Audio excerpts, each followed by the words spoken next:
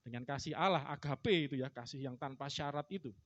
Jadi kita harus mengerti prinsip bahwa kita harus berbeda. Kalau kita sama dengan dunia ini, tidak berbeda, ada masalah. Ada sesuatu yang keliru dengan kekristenan kita. Berarti kita belum paham, belum mengerti tentang penebusan Kristus yang menebus kita. Bahkan ada ayat, dari cara hidupmu yang sia-sia, yang kamu warisi dari nenek moyangmu, itu cara dunia, cara berpikir dunia, kehidupan dunia. Ya, kita harus mengerti kebenaran firman Tuhan. Oke, saya berikan contoh-contoh tentang apa saja berbeda. Ya, coba contoh nih, Yohanes 16 ayat 20. Yohanes 16 ayat 20.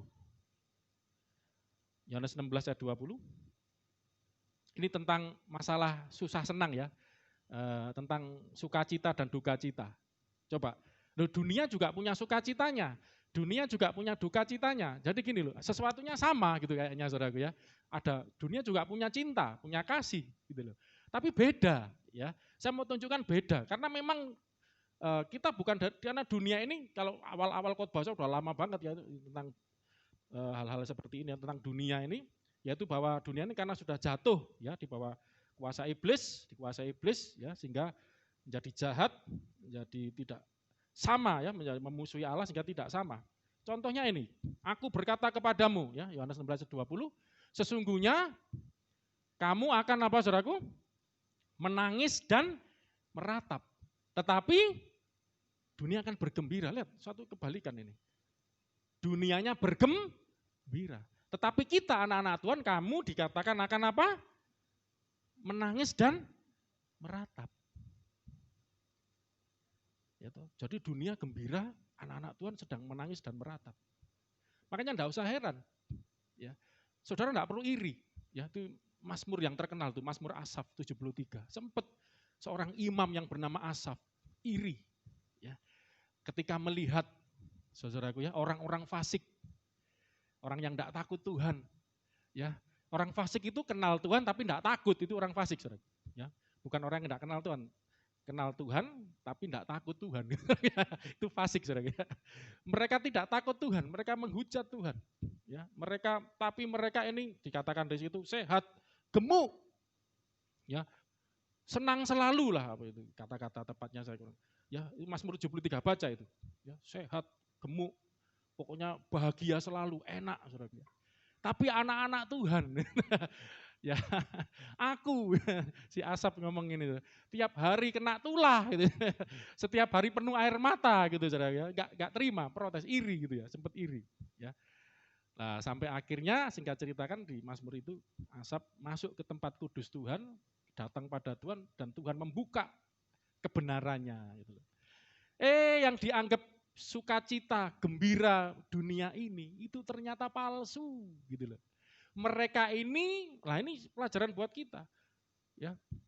Maaf, kadang-kadang Anda lihat orang yang lebih ganteng dari kamu, orang yang lebih kaya dari kamu, orang yang lebih pinter dari kamu, orang yang lebih sukses tanda petik secara dunia, materi, jabatan, kedudukan lebih dari kamu. Muncul rasa, aku percaya anak Tuhan Yesus kok gini. Itu kok, wah sehat, gemuk, gembira ria, soda gembira. Aku kok jamu pahitan minumku ini. Saudara minum soda gembira terus diabetes. Minum jamu pahitan tambah sehat. Amin Bu Untung. Oh, coba jamu. Lah ini saudara, banyak orang kan gitu, cara berpikirnya jadi iri.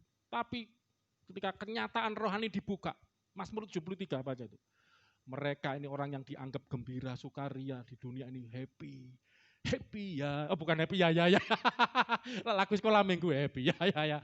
Saya senang jadi anak Tuhan, bukan happy ya gitu ya. Pokoknya happy yang kayak yang penting happy apa itu ya, yang penting seneng.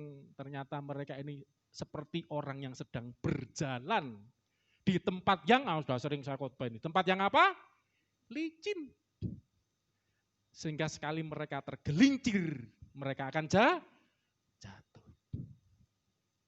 Ya, luar biasa saudaraku ya apa. Jadi orang-orang yang Anda iriin ini saudaraku, ya, yang di luar Kristus, yang adalah milik dunia ini, bersahabat dengan dunia. Menikmati kenikmatan-kenikmatan dunia, Anda iri. Loh, jangankan Anda, Imam Asaf aja iri gitu loh. Saya tidak mau menghakimi Anda. Ada yang mantuk-mantuk juga. Memang nggak apa-apa. Kadang kita lihat gitu, bukan berarti ini benar, cuman itu manusiawi gitu, manusia kita gitu. Tapi manusia rohani, pneumatikos, kak gitu ya. Ya inilah manusiawi kita kadang-kadang muncul, kok begitu ya. Padahal sebetulnya yang Anda iriin ini, orang yang di mata Anda, orang Jawa aja juga punya prinsip, makanya saya sering ngomong itu sawang sinawang ya, bukan sawangnya ini sarang laba-laba. Sawang sinawang, saling lihat melihat ya. Kadang orang itu melihat rumput tetangga lebih hijau, melihat orang lain lebih bahagia daripada dirinya. Padahal belum tentu. Orang lain mungkin melihat engkau juga lebih berbahagia dari dia, itu sawang sinawang. Kadang kita menganggap orang lain lebih enak dari kita, orang lain lebih bahagia dari kita. Itu prinsip pemikiran orang Jawa, falsafahnya. Ya enggak salah, tapi Alkitab lebih dalam. Mereka itu yang kamu anggap lebih enak dari kamu, ternyata mereka ini seperti telur, kalau bahasa itu kayak kiasan ya, telur di ujung tanduk ya, kalau orang akrobat ini ada tanduk, taruh telur, melengsir sedikit jatuh, piar, sudah bubrah sudah, ya kan? Sebelah ini saya tak pikir telat ini, kan rumah sebelah ini JJ4, habis digerebek, ya mbaknya itu. Kadang-kadang istri saya agak iri, saudara. Itu mobil naik, mobil masih cantik, naik mobil, saudara. Wah, pokoknya kayak dimanja sama ya itu yang nyimpen lah itu, simpen. Wah, saya digerebek ya tadi pagi, tak pikir enggak sempat ke gereja itu ya.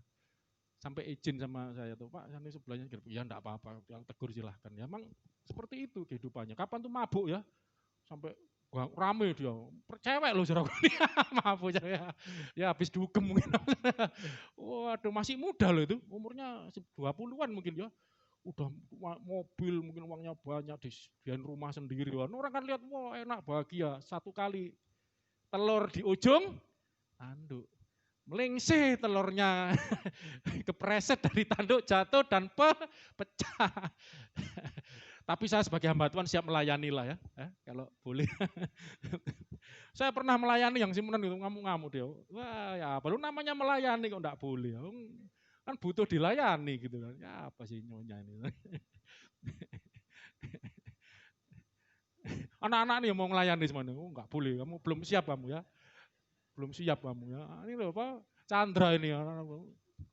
Cari alasan ke JJ4 terus saya enggak boleh. Belum siap waktunya, belum siap. Yang siap hambanya ini aja.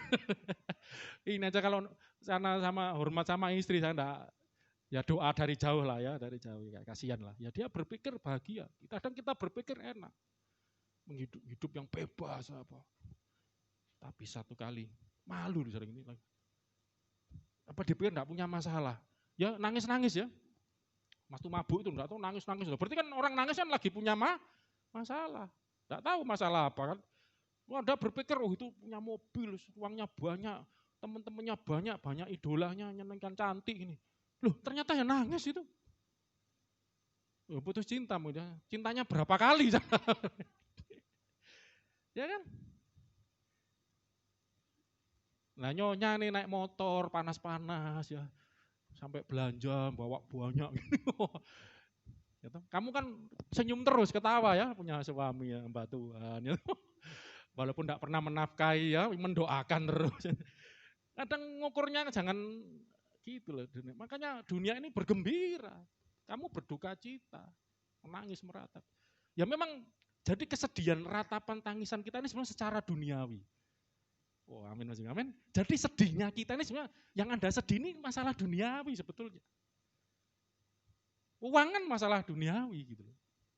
Ketika Anda tidak punya uang, sedih kan? Ya toh, itu yang disedihkan kan masalah duniawi. Minggu lalu saya katakan dunia itu menurut kamus itu duniawi. Dunia itu adalah barang-barang yang fana ini, yang kelihatan ini. Makanya Yesus waktu datang ke dunia memberi contoh. Yesus pernah tidak punya uang? Pernah. Ya, contoh Petrus disuruh mancing kan? Jangan dipikir mancing terus dijual jadi ikan nelayan. Enggak, kamu nanti ambil di mulutnya ada uang loh ya Pak Saudara, untuk bayar itu pun uangnya bukan untuk dikonsumsi sendiri, dipakai membayar bea. bea ya pajak gitu, bea masuk bait Allah. Gitu. Bayangkan saudara, untuk sampai seperti itu. Tapi makanya Yesus itu enggak cuma ngomong manusia hidup bukan dari roti saja. Hidup dari setiap firman yang keluar dari mulut Allah, dan Petrus taat. Sesuai firman Tuhan, dapat. Jadi ini loh saudaraku, maksudnya tanpa sadar sebetulnya yang Anda sedihkan, Anda ratapi itu. Nangis itu sampai nelongso, muntah-muntah darah. Itu sebenarnya perkara-perkara dunia, tadi ngomong putus cinta, ya lah. Itu kan masalah-masalah duniawi gitu loh. Saudaraku. Dan janji Tuhan, kamu berduka cita, dunia akan bergembira, kamu akan berduka cita. Tapi, lu baca saudara selanjutnya. 1, 2, 3, duka citamu akan berubah menjadi sukacita. Ini loh kekristenan itu, ini loh Yesus Kristus kita, saudaraku, amin. Saya waktu putus cinta, saya pernah Mas juga, jangan dipikir enggak pernah. Ditolak 2 kali, saya cuma ingat itu. 2 kali, 2 kali aja, 1 SMA, 1 sebelum nikah sama istri saya ya, ngincar temennya, ditolak saya. Waduh, akhirnya ya sudah pelarian lah ya. Bagi saya mungkin kayaknya pelarian ya, tapi sebetulnya itu Tuhan itu ngerancang luar biasa. Jadi waktu itu berduka cita. Mana Ayu mau buat contoh terus lagi gendong anaknya. Ya kan, waduh orang sampai rasanya tuh sedihnya banget ya, putus cinta tuh. Mas juga rasanya gimana ya, dunia kayak ya apa rasanya? Yang pernah putus cinta itu ya, waduh, sudah tunangan nih saudara ya. Saya belum sampai tunangan lah ya, baru ngomong doang ya. Itu aja rasanya sehari semalam, waduh, ya, dia enggak terima kamu loh, gara-gara itu aja kok. Oh kamu belum pernah ngerasain, dia kan enggak pernah ya. Dia tuh enggak pernah cinta seneng sama cowok, ya satu-satunya pertama ya saya ini, yang pertama dan yang terakhir. Makanya enggak tahu rasa ini yang udah berkali-kali bisa ngerasakan pahit getirnya. Wow. Ini buat contoh yang lain juga gitu loh, anak saya kok ngelirik saya, kadang cerita gini malu ya, tapi inilah pengalaman duka cita, tapi itu duka citanya kan kita rasanya, oh bener waktu patah hati itu ya, Mas juga bisa cerita, rasanya tuh kayak, benci. Dunia ini, rasanya membenci semua wanita. Terus rasanya, maaf ya, kadang benci sama Tuhan. Tuhan kenapa gitu. Ini terjadi gitu ya. Gitu ya. Tetapi duka cita itu berubah. Menjadi suka cita. Akhirnya Tuhan kasih saya yang terbaik.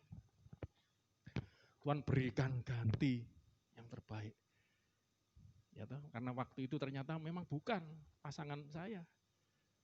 Ya, dan saya enggak pernah lihat istri saya, enggak pernah maksudnya saat itu ya, karena ada yang saya incer ya, ini contoh masih muda gitu ya. Itu loh saudara, makanya ya, anak-anak Tuhan ini jangan tertipu oleh dunia ya. Makanya saudara hati-hati harus bisa memilih. Bisa memilah mana ini kegembiraan dunia, nanti akan ujungnya ini duka cita. Loh ya saudara. Jadi dunia ini bergembira. Ini ayat selanjutnya kayaknya. Tapi nanti ujungnya itu duka cita. Kalau kita, nah ini saudaraku, 2 Korintus 7 ayat 10, coba. 2 Korintus 7 ayat 10, ini tadi Rasul Yohanes, sekarang Rasul Petrus, saya harus kadang-kadang ngomong begitu. Paulus, ya. Walaupun yang nulis rasulnya beda loh, sama nafasnya. Minggu lalu Yohanes sama Yakobus. Ya ini sekalian biar ngerti kadang, ini ajarannya Paulus, siapa bilang Alkitab ajarannya Paulus. Dan ini pas Paulus ini. Tadi Rasul Yohanes ya, tentang duka cita dan sukacita dunia dan surgawi. 2 Korintus 7 ayat 10, 1, 2, 3, sebab duka cita menurut kehendak Allah menghasilkan pertobatan yang membawa keselamatan. Ya, duka cita menurut kehendak Allah. Saya waktu itu berduka cita karena ini kehendak Allah. Itu bukan pasanganmu. Loh, cantik ya Tuhan, itu ukuran dunia. Makanya kita sesali kan, dia enggak terima, kamu bilang tuh cantik. Loh kan matanya masing-masing orang beda sayang ya. Sekarang di mataku kamu yang paling cantik. Waktu itu. Waktu itu. Makanya mata ini bisa berubah saudaraku ya, berubah. Ya, dulu lihatnya ini yang paling cantik gitu ya. Wah, kinyis-kinyis saudara ya. Wah, ini kan akhirnya kok tidak mendapatkan yang cantik, yang ya menurut saya ya, yang waktu itu yang cantik, yang ya pokoknya sesuai selera saya, yang seperti kesenangan saya. ternyata ditolak. Ini contoh-contoh sederhana aja loh, saudara. Ya, banyak anak muda juga. Wah, itu kan ukuran dunia. Waduh. Jadi kita ini sebenarnya duka citanya itu sebenarnya ukuran dunia. Masalah materi, segala macam. Tapi duka cita, aku itu waktu itu enggak jadi. Tapi akhirnya tadi kita belajar, Rasul Yohanes katakan duka cita kita berubah menjadi suka cita. Lah ayat ini juga ngomong kalau duka cita itu menurut kehendak Allah menghasilkan pertobatan yang membawa kepada selamat. Saya selamat sekarang menikah dengan istri saya. Ya, bahagia, bahagia. Pada waktu itu menurut keinginan saya, selera saya, Mas Yuga juga gitu. Mungkin kalau itu yang jadi pasangan Mas Yuga, mungkin sekarang ya toh ya saat itu engkau gembira, tapi gembiramu balik berubah. Jadi ini beda dengan dunia ya. Kalau kita duka cita menurut kehendak Allah menghasilkan pertobatan yang bawa keselamatan dan yang tidak akan, ini loh sudah luar biasa, tidak akan apa? Disesalkan. Ini tadi kan contoh masalah pasangan. Saya kalau mau ditanya sampai hari ini, andai kata saya bisa mengulangi masa muda saya akan tetap milih istri saya. Andai kata sudah punya gambaran, saya akan tetap. Karena enggak sesal saya, enggak menyesal. Ya, biar senang dia. Tapi betul, saudaraku, saya enggak nyesal, enggak nyesal. Ya, benar-benar dari Tuhan itu luar biasa, selalu yang terbaik. Amin. Tapi waktu itu kamu nangis dulu. Ya, kebetulan contohnya kok Mas juga yang alami ya. Ya toh, nangis dulu. Ya, nangis dulu waktu itu. Sedih, tapi nanti berubah. Pak, masalahnya berubahnya kapan, Pak? Kok udah berapa tahun lalu itu? Sabar Mas juga ya. Tetapi, lah ini saudaraku, duka cita, lah ini saudaraku, yang dari apa? Dunia ini akan menghasilkan apa? Kematian. Kalau saya ulangi begini, ya secara sederhana ya. Jadi ada sukacita atau kegembiraan ya dengan duka cita. Nah, saudara harus bisa memilah, membedakan. Ini dari Tuhan atau dari dunia. Hati-hati. Kalau dari dunia, kegembiraan itu sementara. Kegembiraan itu nanti suatu kali. Seperti orang jalan tempat licin, tiba-tiba jatuh, hancur. Itu katakan hancur. Dan tidak bisa bangun lagi. Hancur. Seperti telur di ujung tanduk kalau bahasa kita ya. Jadi kegembiraan dunia itu suatu kali kan membawa kepada kehancuran. Seperti ini. Duka cita, nanti akhirnya membawa duka cita, gembiraan jadi duka cita dan dari dunia ini menghasilkan kematian. Benar, hancur. Tetapi kalau duka cita dari Tuhan menurut kehendak Allah. Loh ada loh ternyata duka cita menurut kehendak Allah, kan kehendak Allah. Itu nanti akan menghasilkan. Duka citamu tadi Rasulullah akan berubah menjadi suka cita. Dan sukacita itu tidak menyesali. Sukacita yang abadi. Saya tidak pernah nyesel ya. Dulu ditolak. Andai kata dulu enggak ditolak. Wah, lain mungkin ceritanya. Karena waktu itu ya mengikuti ukuran dunia. Saya kan minggu lalu juga ngasih contoh, enggak tahu minggu lalu kapan ya. Kita maaf ya kalau cari pasangan kan ukuran dunia kan cari yang cantik, yang tinggi. Tinggi tiang listrik, yang putih, yang kaya, yang walah siapa saja lah. Itu ukuran dunia. Lupa apa salah? Enggak. Oke lah, ya kita enggak munawar lah ya, enggak munafik. Tapi kalau itu ukuran kita yang utama, kegembiraan dunia ini satu kali akan berubah menjadi duka cita. Ya, tapi kalau itu cari yang jelek, yang enggak ada gitu maksud saya. Ukurannya jangan duniawi. Ya, ukurannya harus rohani. Manusia roh itu ukurannya juga ukuran yang rohani. Ukuran Anda jadi manusia rohani atau duniawi ya dari selera Anda loh. Kalau cara berpikirmu, seleramu masih duniawi, berarti kok masih proses yang perlu berubah. Ya, nanti kita akan belajar bagaimana kita menjadi manusia rohani itu perlu perubahan. Dan perubahan itu ya perlu waktu memang ya, dari hari ke hari dirubah. Ya, oke. Ya ini bicara perubahan 12 ayat 2, Roma 12 ayat 2, ini bicara tentang perubahan. Saudara perlu berubah, karena itu kita berbeda dengan dunia, dan untuk bisa berbeda dengan dunia, ya, karena kita tinggal di dunia, kayaknya hampir mustahil ya, yang selalu kita hadapi antara kalau enggak susah senang, antara sukacita dan duka cita. Kita harus bisa memilah. Kita harus hati-hati, ini dari Tuhan, sukacita kalau dari Tuhan abadi kekal. Tapi kalau sukacita dari dunia, hati-hati gitu loh. Ya, itu akan semu, akan mengecewakan. Ya. Nah, makanya untuk bisa kita memilih itu perlu berubah. Katakan berubah. 1, 2, 3. Apa yang dirubah? Akal budi. Apa yang dirubah, saudaraku? Akal budi. Coba kita lihat Roma 12 ayat 2. 1, 2, 3. Janganlah kamu menjadi serupa dengan apa? Dunia ini. Itu peringatan firman Tuhan. Ya. Tetapi apa, saudaraku? Supaya tidak serupa dengan dunia, supaya tidak salah melangkah, tidak salah memilih kegembiraan dunia ini, ya, yang akhirnya ujungnya membawa duka cita bahkan kematian, kehancuran. Ya. Jadi tertawa tapi akhirnya menangis. Maaf, saya minum air dulu ya. Teriak-teriak, gatel juga tenggorokan.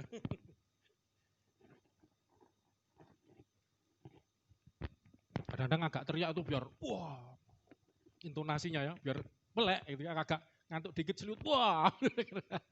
Itu triknya pendeta. Tapi juga ada penekanan memang itu ya, yang enggak dibuat-buat saudara ya. Tapi ya lama-lama gatel juga tenggorokannya. Janganlah kamu menjadi serupa dengan dunia ini. Loh, ini Tuhan sudah ngomong. Kamu bukan dari dunia, udah belajar lama ayat-ayat sebelumnya penjelasannya. Kamu bukan dari dunia, ya dunia ini di bawah kuasa iblis, ini jadi gelap, jahat tadi kita baca, sesat, ya, dan membenci Allah, menolak Allah penciptanya, ya, sehingga jangan bersahabat minggu lalu ya dengan dunia ini. Dan kita harus berbeda hari ini, jangan serupa. Makanya tema kita ini jangan serupa, beda dengan dunia ini, ya. Dan bagaimana caranya berbeda dengan ini? Dimulai dengan cara tetapi berubahlah oleh apa? Pembaruan budi. Selama budi kita, akal budi pemikiran kita belum dirubahkan. Saudara berpikir tidak ada masalah itu dengan dunia inilah ini. Sebenarnya ada masalah. Enggak mungkin sama dengan dunia ini, enggak mungkin sama. Beda. Beda pabrik, saudara. Kita ini dari Allah pabriknya. Dunia ini dikuasai si jahat. Makanya nanti ada istilah disebut anak-anak terang, anak-anak gelap, anak-anak Allah, anak-anak dunia. Itu nanti ada. Ya kalau satu cuman ayatnya banyak itu. Sehingga Alkitab menyebut untuk membedakan ini anak-anak dunia, ini anak-anak Allah. Bahkan di Perjanjian Lama sudah ada, saudara. Ya, saya enggak baca penafsiran terlalu jauh ya. Waktu itu anak-anak Allah melihat bahwa anak-anak manusia ya, yang dimaksud anak yang di dunia itu cantik. Ya. Sehingga padahal Allah enggak menginginkan anak-anak Allah ini mix dengan anak-anak dunia. Ya, terang enggak bisa bersatu dengan gelap kira-kira gitu.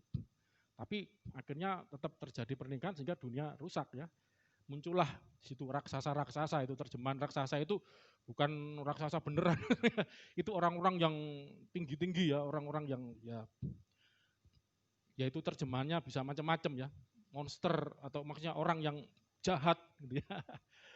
Ya kira-kira begitulah ya, karena waktu itu anak-anak Allah melihat anak-anak manusia cantik-cantik lah, ukurannya udah beda standarnya. Tergoda, berapa kali kalau Alkitab ngingetin gitu. Terus juga orang-orang Israel waktu masuk Kanaan, kan kenapa waktu itu disuruh menghabiskan. Nah ini juga, ini panjang juga, tapi saya coba singkat aja ya. Waktu itu saya punya teman agama Buddha ya, dia senang dengan kekristenan. Puji Tuhan, saya menginjili. Tapi salah satunya dia sempat nolak itu karena baca Perjanjian Lama. Kenapa Allah itu kok begitu kejam gitu ya. Kalau memerintahkan itu, kalau bahasa Jawa itu tumpes sak cindil abang.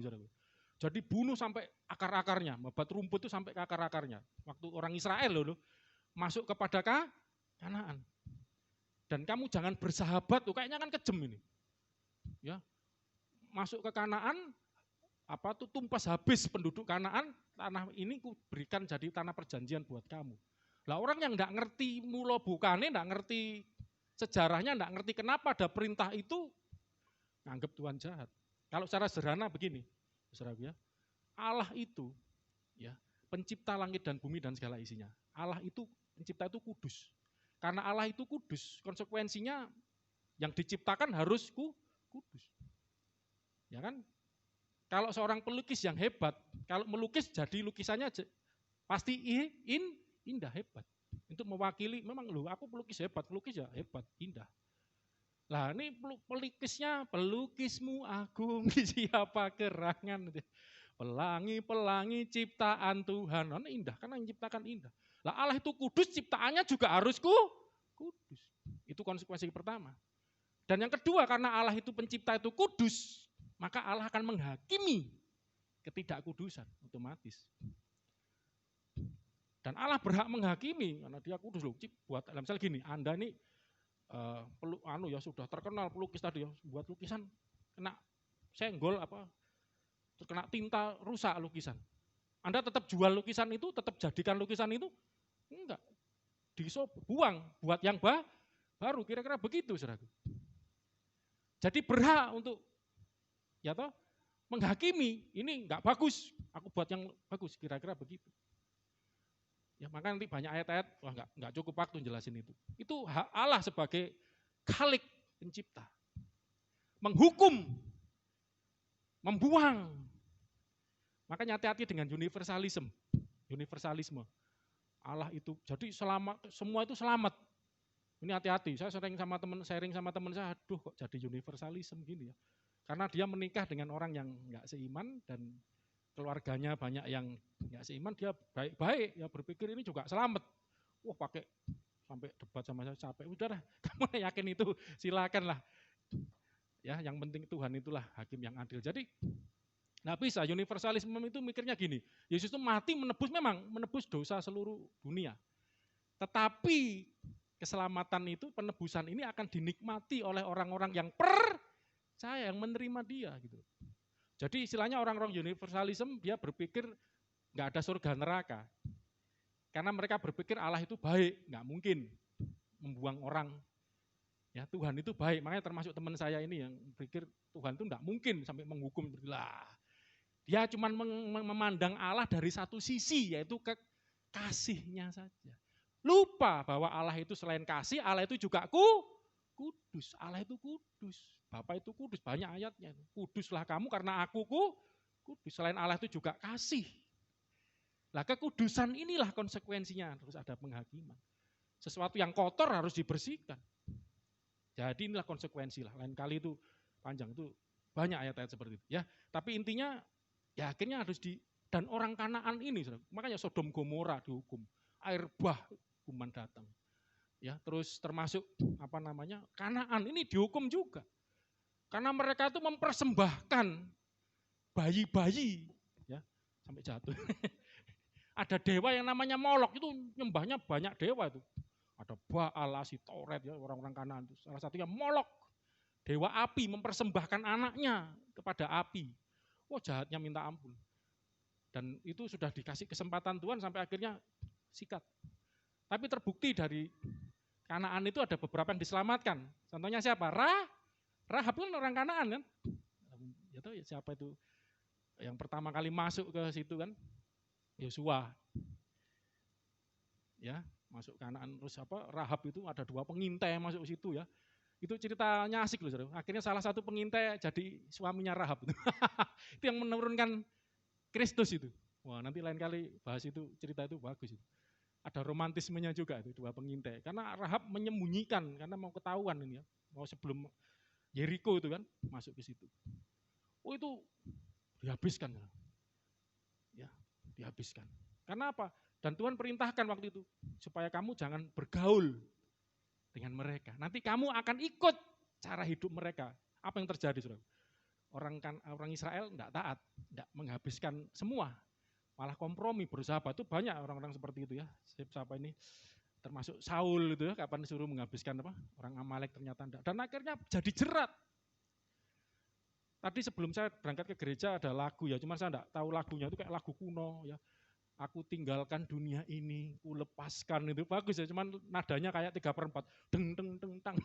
Saya tidak seberapa paham lagunya. Wah, ini bagus ini buat, makanya tadi saya milih lagu yang agak modern inilah. Nanti kita akan nyanyi lagu itu. Bagaimana kita harus meninggalkan dunia, melepaskan dunia. Kalau enggak akan jadi jerat buat kita. Kita harus berubah. Kita jangan serupa dengan dunia ini. Karena apa? Tuhan sudah mengingatkan. Orang-orang Israel itu sudah jadi sejarah, contoh sejarah buat kita semua. Bagaimana mereka tidak melepaskan diri, tidak memisahkan diri. Saudara tahu enggak artinya kudus? Salah satu pengertian kudus itu artinya bisa suci, murni, bersih. Juga ada artinya lagi dipisahkan, dikhususkan, dipisahkan.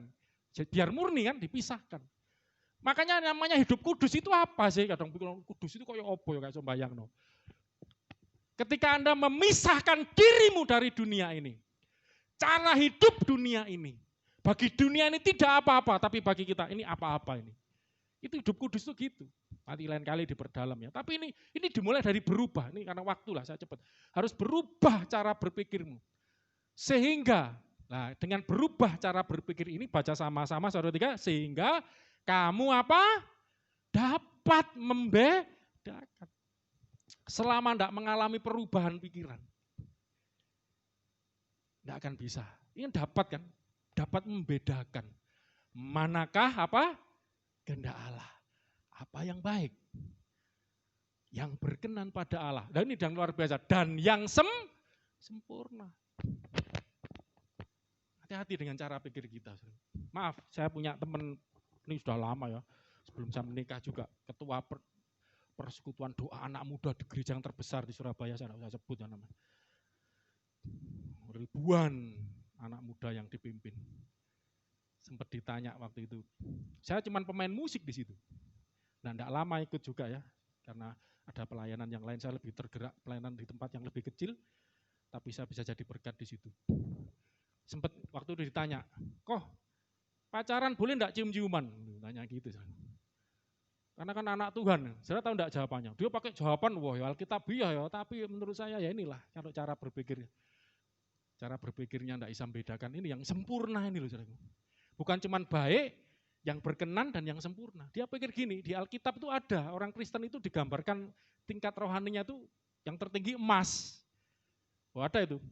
Kan setiap kita dibangun di atas dasar Kristus, entah bagaimana orang membangunnya, tiap-tiap orang masing-masing akan bertanggung jawab ya dengan dirinya masing-masing. Membangun dirinya ini dengan apa?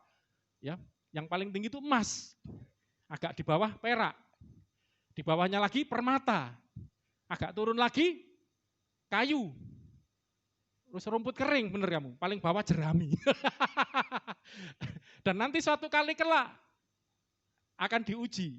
Ya bangunan yang kita bangun, fondasinya Kristus, bangunannya ini dari apa? Dari rumput kering, jerami paling bawah ya, rumput kering, kayu, permata, perak atau emas, gitu loh. Satu kali kelak diuji dengan api. Nah, ini makanya kenapa kok orang Kristen juga mengalami pengujian. Ujian itu seperti api untuk memurnikan. Kamu ini kualitasnya apa? Kalau emas dibakar dengan api, tambah murni, tambah bersih, tambah mahal harganya. Tapi kalau rumput kering jerami, dibakar dengan api, habis terbakar. Bukan cuma hangus, kalau kayu hangus. Rumput kering jerami, habis. Makanya satu kali akan diuji. Ya, tapi tadi kita udah belajar yang orang fasik, wah, pleset diuji, wah, hancur. Makanya nanti saya akan tunjukkan anak-anak Tuhan yang enggak bertumbuh, bangunannya rumput, jerami, itu nasibnya enggak beda. Saya enggak nutut waktunya, mungkin minggu depan. Nasibnya enggak akan beda dengan orang-orang dunia. Jadi walaupun kamu itu anaknya Bapa surgawi, yang berhak menerima janji, tapi karena kamu masih belum akil balik, saya kan pernah khotbah itu, belum dewasa. Itu seperti anak-anak Tuhan yang membangun dirinya, ya, bangunan rohani dirinya, hidupnya itu rumput kering jerami, sama, habis kena api. Nasibnya sama, bayangin saudara. Ya makanya Salomo itu sempat nulis, semua itu sia-sia.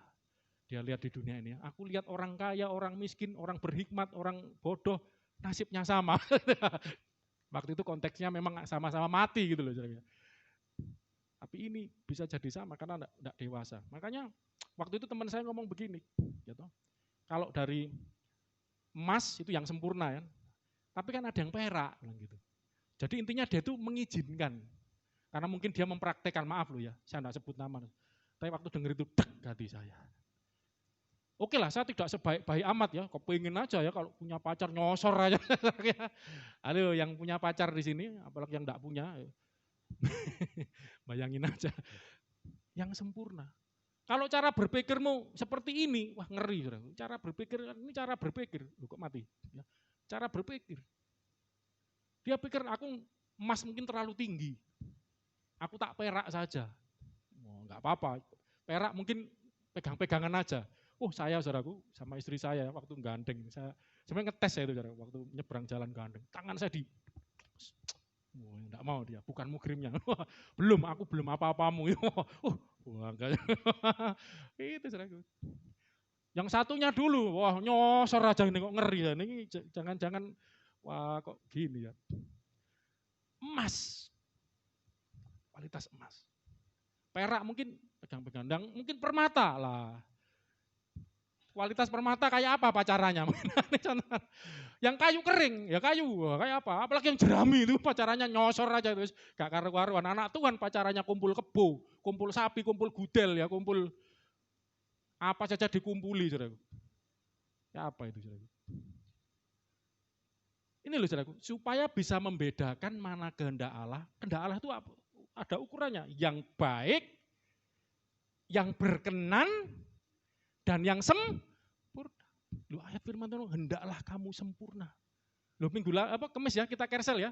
Putus-putus enggak Mbak Ani di rumahnya? Putus-putus Mas Yan. Waduh, padahal saya dengan semangat. Hendaklah kamu sempurna. Sama seperti Bapamu di surga ya karena yang menciptakan sempurna Tuhan mau ciptanya juga sempurna. Yang menciptakan kudus Tuhan mau hasilnya kudus. Tapi kadang cara berpikir manusia, kesempurnaan hanya milik Allah. Alkitab nggak ada yang ngomong gitu, itu ajaran agama lain. Halo orang Kristen, kesempurnaan milik Allah. Itu bukan ajaran kita. Kalau ajaran kita, kesempurnaan milik Allah, tapi kuberikan padamu juga. Gitu. Sempurnalah kamu, hendaklah kamu sempurna, karena Bapamu sempurna, aku sempurna, kamu harus sempurna. Aku kudus, kamu juga aku. Ini anaknya beneran, makanya ajaran kekristenan ini luar biasa. Saudara mau yang mana?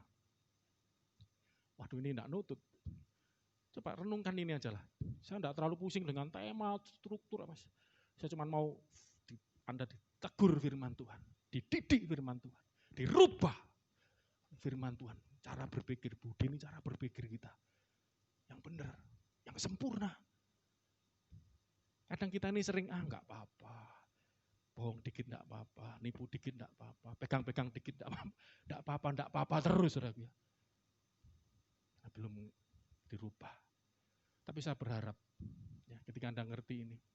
Memang ini ada prosesnya nanti ya, saudara jangan tertuduh, waduh aku kok belum sempurna. Ada prosesnya. Tapi supaya Anda ngerti standarnya Tuhan. Amin saudaraku, ukurannya Tuhan. Rencananya, maunya Tuhan Anda ngerti, kehendaknya Tuhan. Tuhan mau aku sempurna. Tuhan mau aku kudus. Lah tinggal kita melangkah ke sana gitu loh. Makanya Tuhan memberikan kita Roh Kudus untuk menguduskan kita, memampukan kita hidup kudus. Ya, roh yang menguduskan kamu. Ya, oke lah. Jadi sekali lagi kita harus beda dengan dunia. Jangan serupa. Dan itu dimulai dari mana? Berubahlah. Jangan serupa dengan dunia ini, tapi berubahlah oleh pembaruan budimu. Dan kita minta terus Tuhan dan pembarui budi kita itu dengan terang firman Tuhan. Jangan dengan terang dunia, kegelapan dunia tidak ada terangnya ya. Mungkin bagi dunia ini ada terang dunia ini inspirasi dari dunia. Oh no, kita tolak. Dunia itu gelap, sesat, nipu, ya. Tapi kita punya terang Kristus, ya, terang Allah yang akan menerangi kita, mengerti manakah kehendak Allah, mana yang baik, mana yang berkenan, atau layak, yang pantas, deserve, mana yang sempurna, perfect. Mari kita datang pada Tuhan. Saya minta main musik bisa maju. Dan kita nyanyikan lagu ini tadi. Ada bahasa Inggrisnya juga ya. Kunci apa tadi? F ya.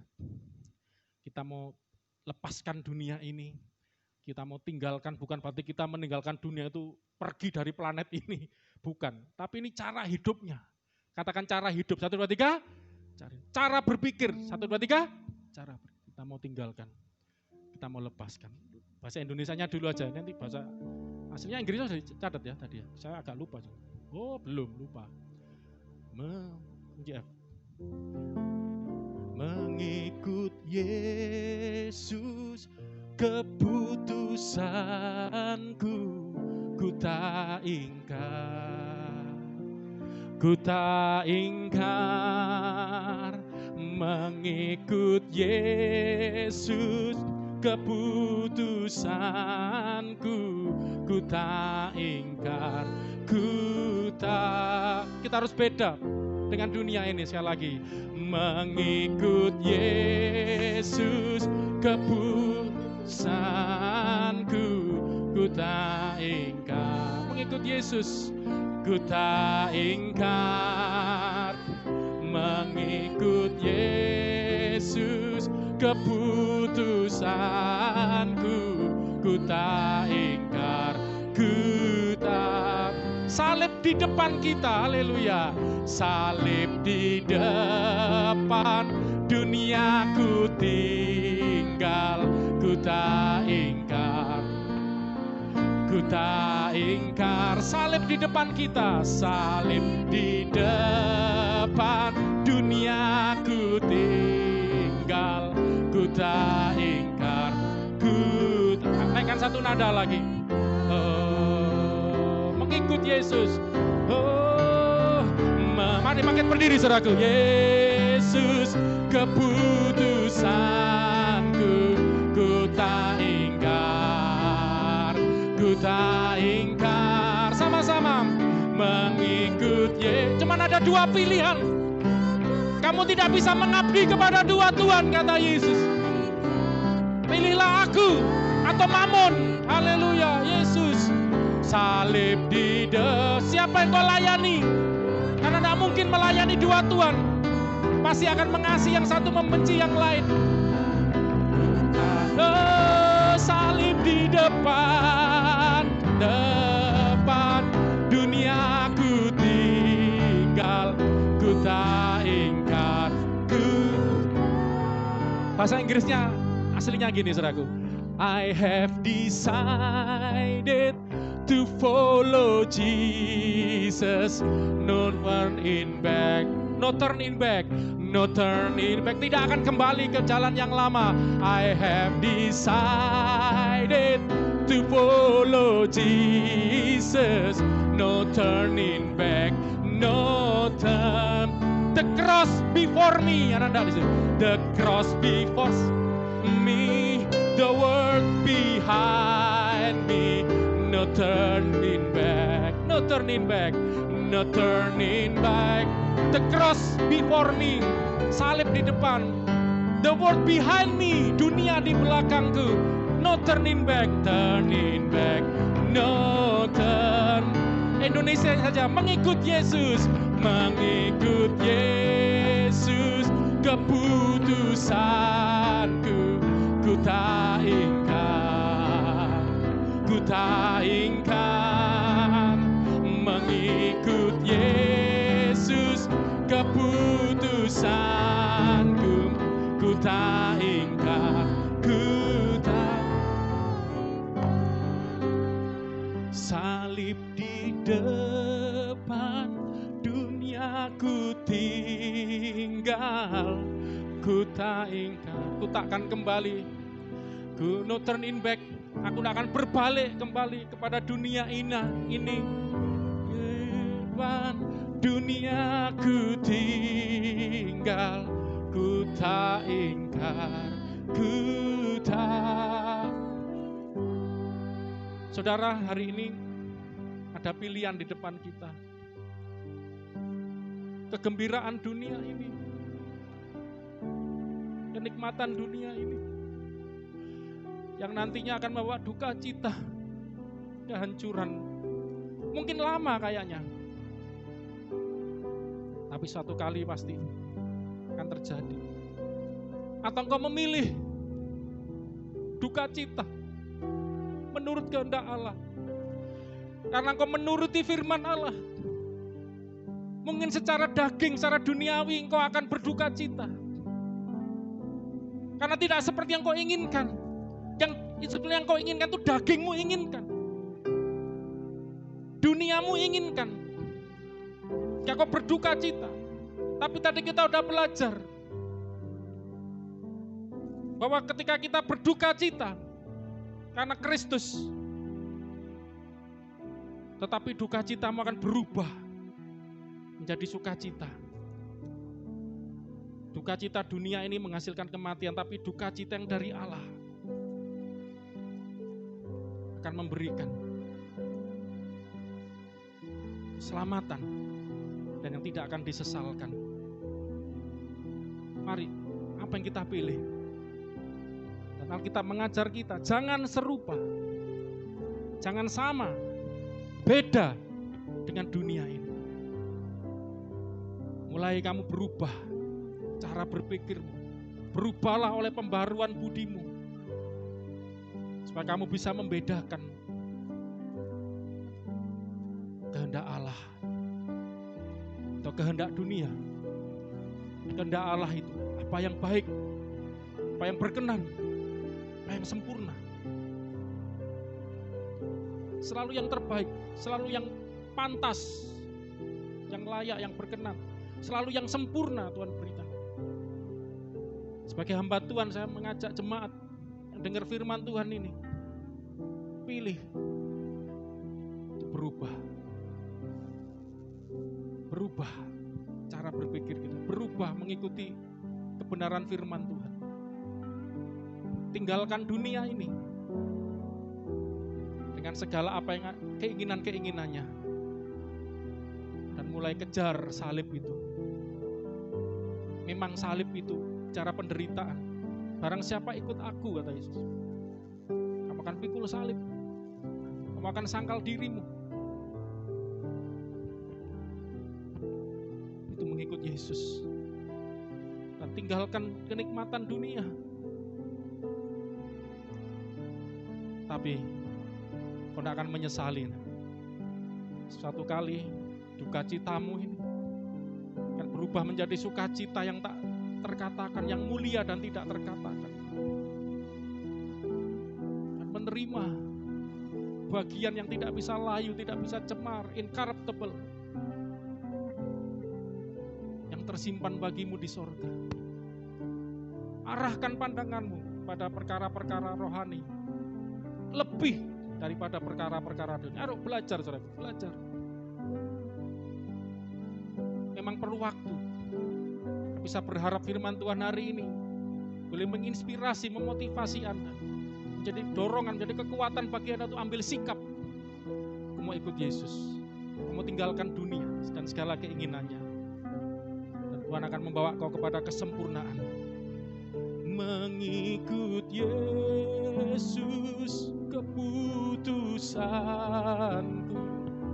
Buat keputusan hari ini.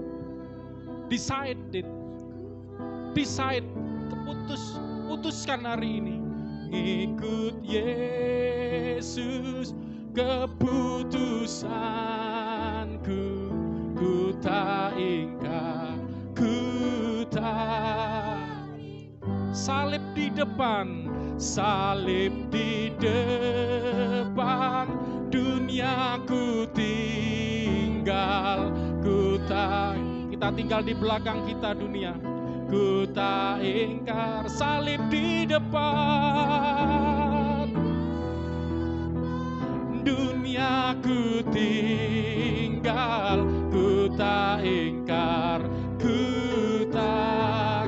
Sekali lagi, mengikut Yesus, mengikut Yesus keputusanku. Ku tak ingkar, ku tak ingkar, oh, mengikut Yesus keputusanku. Ku tak ingkar, ku tak. Salib di depan, dunia ku tinggal, ku tak ingkar. Yes. Kami rela, kami mau, kami siap untuk mengiring Yesus. Pikul salib, dunia ku tinggal, ku tak ingkar, ku tak. Musik aja. Mari kita berdoa, saudara.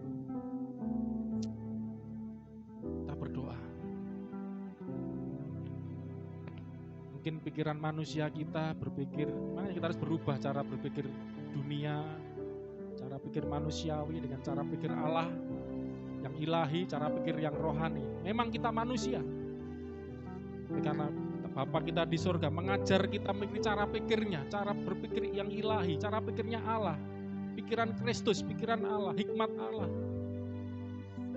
Mungkin dunia berpikir, manusia berpikir tidak mungkin sempurna. Manusia penuh kekurangan, manusia tidak sempurna. Itu pikiran dunia memang, dan itu kenyataan, yes. Tapi ada kenyataan rohani yang lebih tinggi dari ini. Ya Tuhan berfirman, kuduslah kamu. Mungkin dunia berkata tidak mungkin manusia itu kudus. Sehingga mereka harus berdaya upaya dengan amal ibadah yang begitu banyak supaya mendapat pengampunan. Orang membuat sesajen, upacara agama berpikir dengan itu mendapat pengampunan. Mengganti kekudusan dengan upacara agama, no way. Alkitab tidak pernah ngajar itu. Hikmat Allah beda dengan hikmat dunia. Kalau dunia berkata tidak mungkin manusia kudus, tapi Allah berkata kamu bisa kudus. Kuduslah kamu karena aku kudus. Karena aku Bapamu kudus, engkau anak-anakku engkau akan kudus juga. Sempurnalah kamu karena Bapamu juga sempurna. Kalau kita tidak mungkin kudus, kalau kita tidak mungkin sempurna, Tuhan tidak akan bicara seperti itu. Saudara. Jangan mau ditipu iblis. Seperti yang saya ceritakan tadi. Oh nggak mungkin aku jadi emas.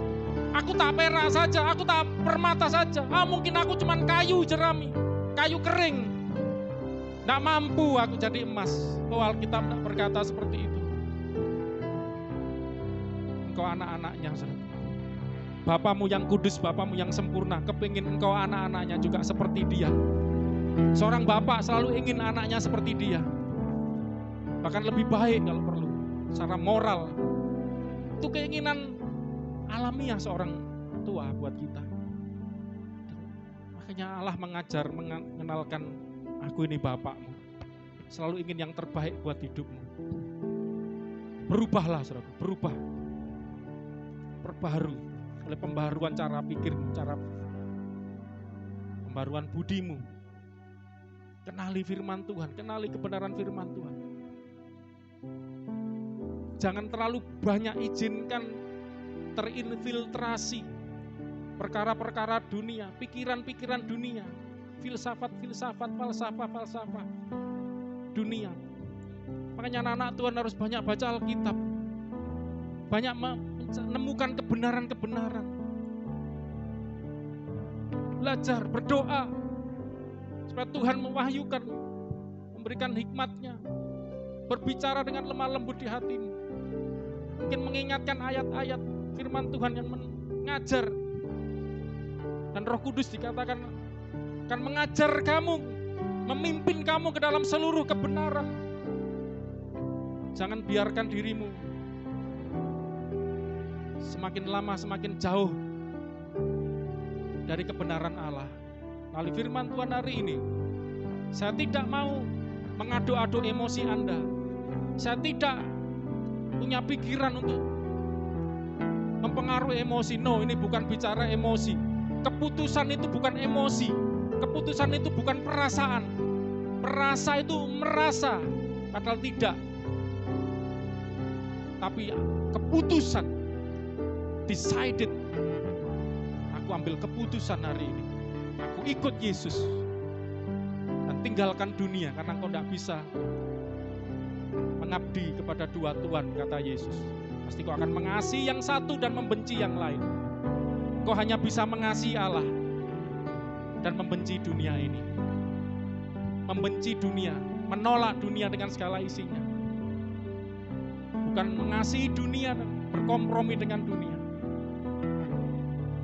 Mari saudaraku, sebelum kita akhiri ibadah kita, ambil sikap, keputusan. Tuhan tidak mencari orang yang mampu. Sekali lagi saya ingatkan, Tuhan mencari orang yang mau. Engkau mampu bukan karena engkau bisa, engkau hebat. Engkau mampu karena Dia yang memberi kemampuan. Makanya Tuhan berkata, kuduslah kamu. Kenapa kau bisa kudus? Karena aku kudus. Engkau kudus juga. Aku kuduskan. Adalah konsekuensi sebagai anak-anak Tuhan menerima anugerah Tuhan. Karena dia kudus, kita juga kudus. Dia sempurna, kita juga disempurnakan. Ingat, Tuhan tidak cari orang yang mampu, tapi yang mau. Dan saya akan berdoa hari ini. Saudara yang rindu, saudara yang mau, Tuhan, aku mau mengikut Yesus dan tinggalkan dunia ini. Saudara tidak usah mikir bagaimana caranya, apakah aku mampu, kuat atau bisa. Jangan tertipu oleh iblis, jangan tertipu oleh dunia ini. Tapi percayalah kepada Allah, rencananya pasti berhasil, rencananya pasti indah buat hidup. Saya mau berdoa, bagi yang rindu, berketetapan hati, aku mau ikut Yesus. Aku mau tinggalkan dunia dengan segala keinginannya. Dan aku tidak akan ingkar. Mari angkat tanganmu kepada Tuhan Yesus. Datang pada Yesus dan biar Tuhan menjamah. Tuhan menjamah. Tuhan beri kekuatan. Tuhan menguduskan. Tuhan menjamahmu. Tuhan menyempurnakan. Terima saat ini juga. Mengikut Yesus keputusan. Terima. Ku tak ingkar. Kekuatan dari Tuhan. Ku tak ingkar. Oh, panggilan itu. Kau dipanggil, kau dipilih. Jadi bangsa yang kudus. Imamat yang rajani. Ku tak. Itu rencana Tuhan. Salib di depan. Salib di depan. Dunia ku tinggal. Ku tak. Dalam nama Yesus. Hambamu berdoa buat anak-anakmu yang beribadah hari ini. Bapa di sorga, jamah. Bapa di sorga, sentuh. Jamah. Urapi. Dalam nama Yesus. Oh, sekali lagi. Salib di depan. Dunia ku tinggal. Mereka menjadi anak-anakmu Bapa. Jadi anak-anak Bapa di sorga. Ku tak ingkar. Hidup kudus karena Bapaknya kudus, sempurna karena Bapaknya sempurna. Dan Tuhan akan berikan kekuatan. Ku tak ingkar, ku tak. No turning back, no turning back. Tak akan kembali. Tidak akan kembali ke manusia lama. Tidak akan kembali ke dunia. Kamu sudah ditebus dari dunia ini. Dilepaskan dari dunia yang jahat ini. Jangan kembali lagi pada dunia ini. Ikutlah Kristus. Teladan penderitaannya. Ikutlah mikul salibnya. Ikutlah. Seperti Kristus menyangkal dirinya. Yang walaupun dalam rupa Allah, tidak menganggap kesetaraan dengan Allah itu sebagai milik yang harus dipertahankan. Melainkan telah mengosongkan dirinya sendiri. Mengambil rupa seorang hamba dan menjadi sama dengan manusia. Dan dalam keadaan sebagai manusia taat. Bahkan sampai menderita, mati di atas kayu salib. Itulah teladan yang harus kita ikuti. Dan itulah sebabnya ayat selanjutnya katakan Allah sangat meninggikan dia, yaitu siapa? Kristus yang telah mengosongkan dirinya ini, yang telah ngambil rupa manusia sebagai hamba yang menderita. Allah begitu meninggikan dia, jauh lebih tinggi dari segala malaikat, segala kuasa, pemerintahan, dan dikaruniakan nama di atas segala nama, supaya bertekuk lutut sekarang di bumi, di sorga, di bumi, di bawah bumi, semua bertekuk lutut. Yesus begitu ditinggikan, dimuliakan. Nah, dia mau menyerahkan dirinya. Ini teladan kita, orang-orang Kristen, pengikut Kristus. Serahkan dirimu kepada kehendak Allah, keinginan Allah, bukan kehendak dunia, keinginan daging. No, serahkan dirimu kepada Dia. Bapa, puji Tuhan, syukur, praise Lord, haleluya. Kami dengar firman-Mu hari ini, dan kami ambil keputusan untuk menyerahkan diri kami, hidup kami, untuk mengikut Kristus, memikul salibnya, memikul salib bersama Kristus, memikul salib kami bersama Kristus, dan menyangkal diri kami bersama Kristus, menyangkal dirinya, meninggalkan dunia ini. Memang kami hidup di dunia, tapi enggak hidup secara dunia. Memang kami masih tinggal di dunia, tapi kami bukan berasal dari dunia. Kami berasal dari Allah. Kami berbeda dari dunia. Cara hidup kami berbeda, standar kami berbeda. Biarlah nama-Mu dimuliakan melalui anak-anak-Mu ini Tuhan. Di dalam nama Yesus. Saudaraku yang terkasih, terima berkat rahmat anugerah dari Bapa-Mu di sorga, berlimpah-limpah dicurahkan dalam hidupmu. Engkau terima melalui iman-Mu kepada Kristus Yesus yang membawa engkau sampai kepada jalan yang benar, kepada Bapa, dan mengaruniakan Roh-Nya yang kudus untuk menguduskan dirimu, menyertai hidupmu, memimpin hidupmu sekarang sampai selama-lamanya. Yang percaya disertai, diberkati Tuhan dengan begitu luar biasa indah, karena Bapa-Mu di surga sangat mengasihi. Yang percaya sama-sama katakan amin. Selamat hari Minggu, Tuhan Yesus memberkati kita semua.